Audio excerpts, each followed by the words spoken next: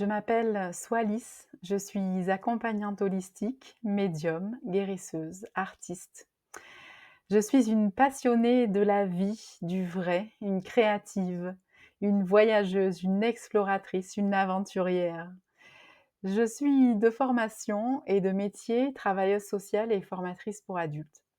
Durant de nombreuses années, j'ai accompagné l'autre dans des moments de vie difficiles, dans des transitions sociales et professionnelles. J'ai eu cette chance d'être là à des moments, à des carrefours de vie et de travailler avec, l'humain au sens noble du terme. Dans les difficultés, avec les joies que cela peut, procurer également. Ce fut un métier, des expériences qui m'ont énormément apporté et qui ont enrichi, mon parcours professionnel d'une façon extraordinaire. En 2008, je me fais licencier pour raisons économiques et je commence à voyager au Maroc. J'ai toujours voyagé depuis ma plus tendre enfance, mais ces voyages dans ce territoire vont transformer ma vision des choses. Je suis en quête de moi-même, en quête, d'autre chose. Je cherche en fait, je suis vraiment dans une recherche, intérieure, une connaissance de moi-même que je découvre, pas à pas. Et sur ces chemins, il y a des méandres. Je plonge parfois, dans des zones et dans des dans des zones, des ténèbres intérieures, bien évidemment, avec beaucoup de questionnements. Je n'ai plus de profession, je ne suis pas en couple à cette période-là, donc il y a énormément de repères à ce moment-là dans ma vie qui s'effritent, qui s'effondrent et je me raccroche simplement à un crayon. Je commence à dessiner sur des carnets de voyage et ceci devient véritablement frénétique. Il devient ma boussole. Cette création, la créativité devient un élément pilier de ma vie et plus j'avance, plus j'explore. J'y passe des jours, des nuits, des après-midi, des soirées et à créer cette bulle, à développer, à déployer ce pouvoir créateur qui sort sous cette forme que je ne nommerai pas art parce qu'à cette période-là, pour moi, ce sont des explorations créatives. Je voyage durant 5 ans entre la France et le Maroc et vers la fin de ces voyages, je rencontre des musiciens gnawa et j'explore la trance. Ces transes me permettent d'accéder à des états modifiés de conscience et sans véritablement le reconnaître intérieurement, en avoir pleinement conscience, je fais mes premières expériences spirituelles, de connexion à la source, à cet invisible. De retour de ces voyages, en mars 2014, je me retrouve à 3 heures du matin dans mon lit avec le bras gauche paralysé.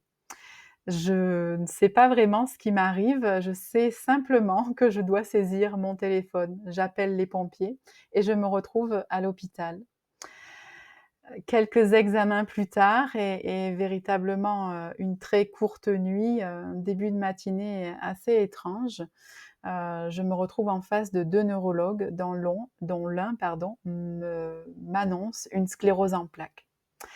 J'ai à cette période-là 33 ans et mon monde véritablement s'écroule. Je me demande pourquoi moi? Je véritablement tout ce que j'ai pu, j'allais dire en tâtonnant bâtir jusqu'à présent, semble, littéralement voler en éclats.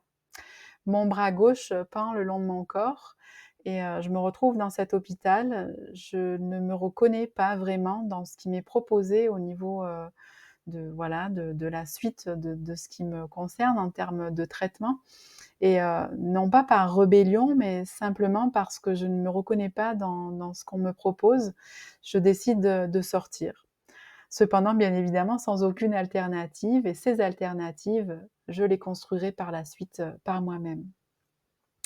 Donc je me retrouve chez moi, dans mon salon et là, ces douleurs, j'ai développé enfin, je développe, des douleurs, apocalyptiques dans tout le corps, des pertes de sensibilité, sur le visage, les mains, les pieds, les fesses, enfin, c'est des sensations très particulières de paresthésie et des brûlures, des douleurs articulaires, des vraiment un corps au bord de l'explosion.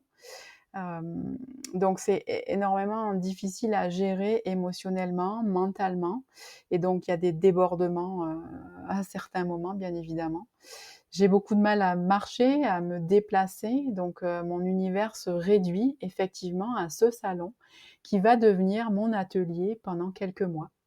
Je plonge ici dans la peinture de façon, exponentielle et je commence à créer sur du grand format.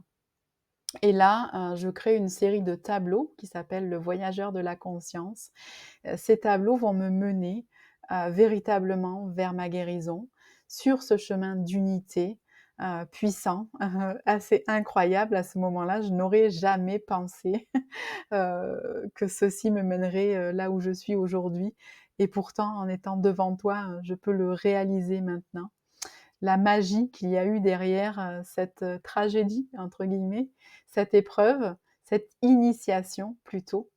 Donc voilà, je crée ces tableaux et je continue la peinture, cette création est le fil conducteur de ma guérison. Je décide de partir au Québec. Au Québec, je rencontre des gens extraordinaires, vraiment une ouverture de conscience phénoménale. Je participe à une conférence notamment sur Montréal avec des experts, mondiaux, de tout pays, ouverts sur ce monde de l'invisible et me permettent de cheminer encore plus en profondeur vers ma guérison. À ce moment-là, je commence à écouter des fréquences, je commence la méditation à un degré différent de ce que je pouvais explorer, dans mes nuits ou dans mes temps plus calmes, à ce moment-là et j'ouvre une porte, j'ouvre, une petite porte au début, puis qui va s'avérer être une grande porte immense, vers mon intérieur, vers cette puissance qui m'habite. Du Québec, je pars au Costa Rica et j'échoue sur une petite plage du Pacifique où là, je vais, passer quelques mois et me connecter à cette nature sauvage, aux éléments, à l'eau, où je vais, pouvoir, faire, véritablement des expériences spirituelles, exceptionnelles et notamment cette expérience de reliance au tout à de nombreuses reprises qui me mène sur ce chemin d'unité, qui me mène sur ce chemin de guérison absolument fantastique. À ce moment-là, je commence à entendre, à sentir l'énergie dans mon corps petit à petit, mais il y a des moments où mon corps, est au bord de l'explosion, c'est terrible. Donc le mental et l'émotionnel sont encore, assez compliqués à gérer. Mais par contre, je perçois, j'entends, j'écoute et je ramasse ces petits cailloux qui sont mis sur mon chemin. Voilà un petit peu le parcours et puis, bah, à un moment donné, bien évidemment, le retour en France s'annonce et à peu près 1 an plus tard, voilà, j'approfondis ses compétences, sa capacité extrasensorielle et bah, ces dons qui me sont donnés aussi d'expérimenter. Je comprends à quel point nous sommes puissants, nous sommes créateurs, pleinement et souverains dans ce monde et dans notre propre royaume et je développe, pas à pas mon activité d'accompagnante holistique pour mettre au service, voilà, mes capacités et tout ce que je suis avec un grand «je suis», au service de l'autre.